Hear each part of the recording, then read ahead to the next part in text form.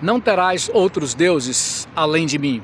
Não farás para ti imagem de escultura que se assemelhe a algo que está nos céus, na terra ou nas águas embaixo da terra. Quando Deus coloca para o homem que ele não reconhece os outros deuses, nós precisamos entender que se os outros deuses existissem, eles fariam a mesma vindicação. Mas é o que está no Salmos capítulo 115.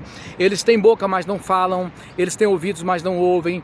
Eles têm nariz, mas não cheiram. Eles têm mãos, mas não apalpam. Têm pés, mas não andam.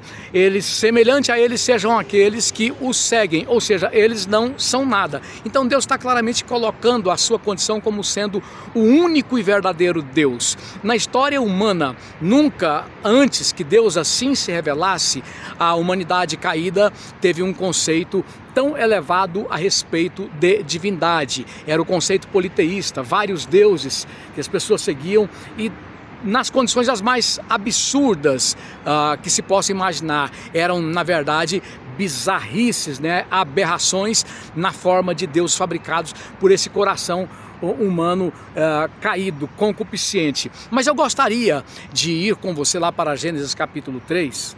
Por quê? Nós precisamos entender o sentido de idolatria, porque é o que o contexto do capítulo 20 de Êxodo está colocando, a idolatria. E o que é idolatria? Da onde vem a idolatria? Qual a fonte da idolatria?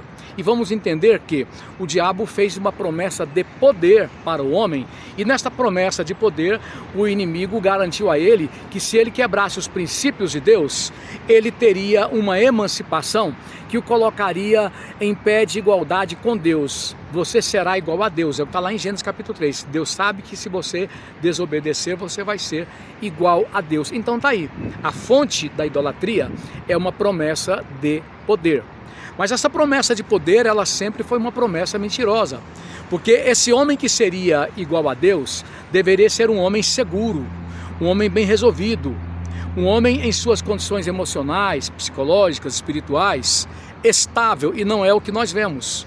Toda pessoa que não vive comprometida com o Deus único e verdadeiro, essas pessoas, elas são pessoas que têm uma necessidade de dominar os outros. Tem necessidade de dominar a tudo e a todos, porque dentro dela existe um caos que a leva é a insegurança, que o leva à instabilidade.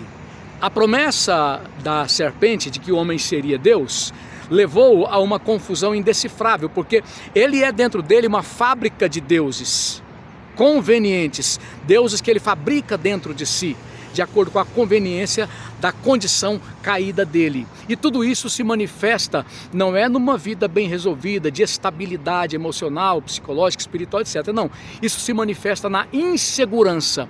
E esta insegurança se expressa na necessidade doentia de dominar a tudo e a todos. Eu queria refletir mais com você um pouquinho sobre isso, à luz também de Filipenses capítulo 2, quando o homem que Deus mais usou na história, ele fala de serviço.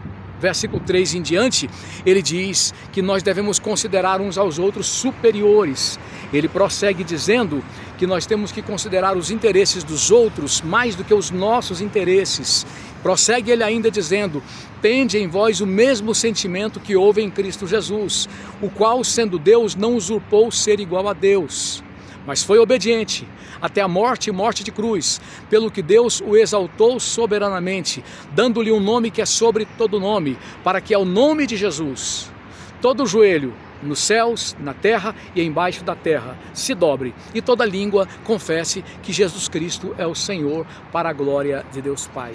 É interessante você perceber comigo que a totalidade das pessoas, não tendo poder, elas querem gritar bastante, bem alto, para que elas sejam respeitadas como tendo o poder. Quando nós percebemos que as pessoas que realmente estão bem resolvidas com relação ao poder, elas não se ufanam, elas não se gabam, elas não se autoproclamam, porque elas simplesmente têm. Só que esta é uma realidade exclusiva daqueles que se converteram.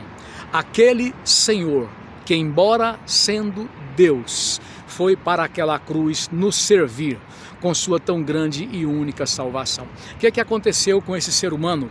Que ele tem no poder a manifestação de todas as suas demandas. Esse ser humano por se afastar de Deus, ele perdeu a capacidade de descobrir a alegria de servir. Ele perdeu a verdadeira bandeira para segurar.